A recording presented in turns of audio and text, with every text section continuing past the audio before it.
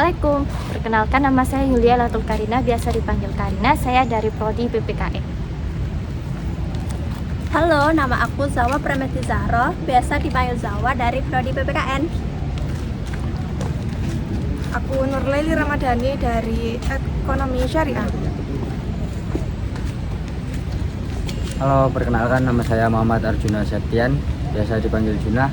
Saya berasal dari Ekonomi Pembangunan. Halo, nama saya M. Hamin, bisa dipanggil Min dari Prodi Ekonomi Pembangunan. Mungkin itu saja dari kelompok 9 kami. Billahi fisabil haq, wastabiqorat. Assalamualaikum warahmatullahi wabarakatuh. Jawab. Kelompok inti nih.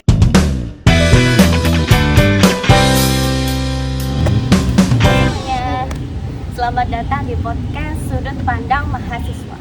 Nah, aku dan juga teman-teman di sini mau membahas tentang geostrategi Indonesia. Ya, jangan langsung takut dengar kata geostrategi. Kedengarannya sih emang berat, tapi sebenarnya sangat dekat dengan kehidupan kita. Strategi sebenarnya itu cara untuk suatu negara memanfaatkan kondisi geografisnya untuk tujuan nasional. Nah, Indonesia kan negara kepulauan yang posisinya itu strategis. Jadi pembahasan kali ini bakal menarik. Menarik sih, tapi kita bakal benar ngebahas ini atau cuman teori yang kedengarannya bagus doang. Nah, maka dari itu nih si Hamin kita ajak buat ngobrol hari ini ya, biar obrolan kita itu nggak terlalu flat gitu nggak sih. Nah, langsung aja deh kita mulai nggak sih? Boleh. Oke, jadi menurut kalian ya, apa sih peluang ataupun keuntungan dari Indonesia ini ya, dari segi geografisnya gitu? Menurut aku, keuntungan ekonomi karena Indonesia itu jadi jalur perdagangan internasional. Banyak kapal asing lewat di perairan Indonesia. Benar, itu juga bisa meningkatkan pendapatan negara. Contohnya lewat perdagangan atau kerjasama internasional. Terus budaya Indonesia jadi beragam karena banyak pengaruh luar yang masuk dari dulu. Nah, iya kayak makanan, bahasa-bahasa daerah dan juga budaya-budaya daerah kita itu berbeda-beda dari Sabang sampai Merauke. Nah, tapi itu tetap punya keunikan sendiri dan kita itu tetap bersatu gitu ya. Selain itu, Indonesia juga punya kekayaan yang melimpah. Contohnya lautnya yang luas, terus hasil lautnya juga banyak. Indonesia juga punya tambang yang bergerak lancar. Makanya Indonesia itu punya potensi besar buat jadi negara maritim dunia. Nah, di situ aku mau protes sedikit. Kita terlalu bangga karena SDA kita melimpah. Tapi kenyataannya melihat per hari ini banyak perusahaan asing yang eksploitasi. Jadi pertanyaanku, keuntungannya itu buat siapa? Duh, Min, pagi-pagi udah nyentil. Tapi poin Hamin valid sih, karena kebijakan pengelolaan SDA itu bertentangan. Keuntungan pengelolaan juga harus dibarengi kedaulatan dalam mengelola.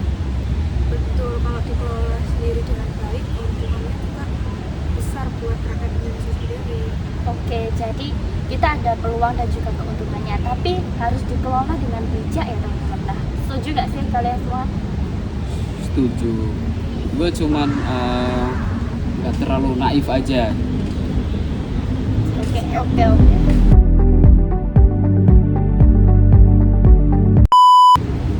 Oke guys, pembahasan kita udah mulai masuk yang menarik. Jadi posisi Indonesia ini merupakan posisinya itu sangat strategis. Nah, pastinya tentunya ya pasti ada tantangannya. Salah satunya keamanan wilayah Indonesia. Mungkin karena Indonesia memiliki laut yang luas, jadi pengawasannya juga sulit. Contohnya pencurian ikan ilegal oleh kapal asing itu ya. Oh, yang sering masuk perairan Indonesia itu ya? Iya. Tapi yang bikin frustasi itu udah bertahun-tahun loh kejadiannya. Udah ditangkap, dihukum, tapi besoknya terjadi lagi. Menurutku sistemnya itu yang bermasalah menurutku. hal yang butuh waktu jangka panjang solusinya, bukan dengan tindakan doang tapi juga pengawasan teknologi dan kerjasama antar negara. Iya sih, apalagi pengaruh budaya luar. Di era zaman globalisasi ini pastinya informasi itu sangatlah cepat gitu kan ya. Apalagi adanya media sosial gitu kan ya. Ini pastinya informasi Kadang budaya lokal mudah terlupakan oleh generasi muda saat ini. Makanya penting buat kita semua tetap menjaga identitas nasional meskipun kita terbuka dengan dunia luar. Tapi hati-hati juga loh, jangan sampai identitas nasional malah jadi alasan buat menutup diri dari perkembangan global. Itu menurutku berbahaya. Iya sih, berarti tetap harus seimbang gitu lah ya. Bukan, kita tetap terbuka tapi juga menjadi diri, karena kekuatan negara yang bisa kita bukan cuma dari wilayah yang luas tapi juga dengan persatuan. Iya sih, setuju banget. Oke.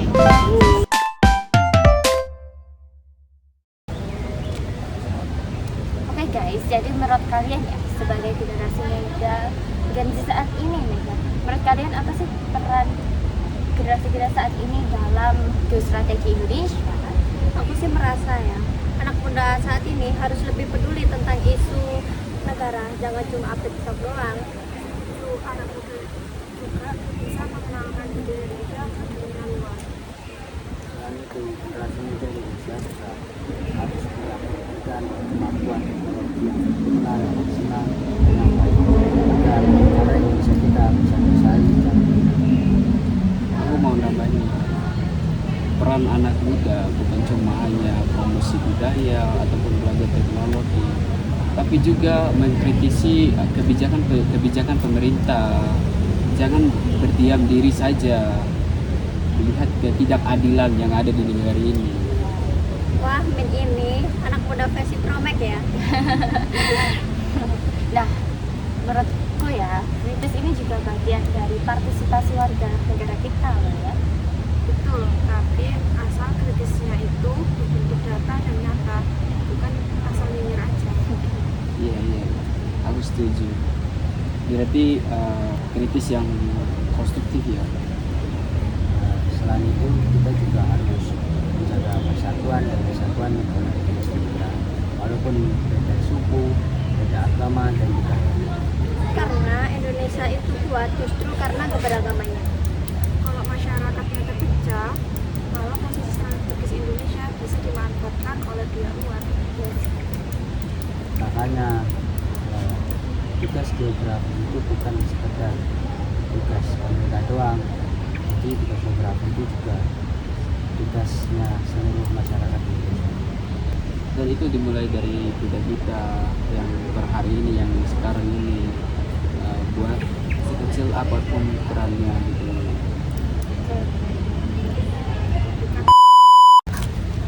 Oke guys, kita udah masuk ke intinya nih ya. Jadi intinya dari podcast kita hari ini adalah geostrategi Indonesia merupakan cara Indonesia dalam memanfaatkan letak geografisnya demi tujuan nasional. Indonesia punya banyak keuntungan dikarenakan letaknya strategis, terutama di bidang ekonomi dan perdagangan. Tapi ada tantangannya juga seperti keamanan wilayah dan pengaruh budaya luar. Dan kita juga harus jujur sama tantangan itu, bukan berpura semuanya baik-baik saja. Karena kita sebagai generasi muda Indonesia punya peran penting untuk menjaga kesatuan dan persatuan, bersikap kritis, serta memajukan negara Indonesia kita sendiri. Oke guys, jadi di akhir podcast ini ya, jadi intinya kita itu literally punya posisinya juara banget loh Indonesia itu, letak strategis dan lain sebagainya. Jadi kita sebagai generasi muda itu jangan loh sia-siain strategisnya wilayah kita. Jadi kayak mulai dari kita kritis ya, terus itu kita paham akan diri kita sendiri, itu termasuk ya. Jadi karena masa depan Indonesia itu ada di tangan-tangan generasi muda saat ini, dan juga literally yang lihat ini. Jadi so keep growing and jangan lupa bangga terhadap diri kita merupakan bagian dari bangsa Indonesia. Oke guys, see you. Yeay. Behind the scene.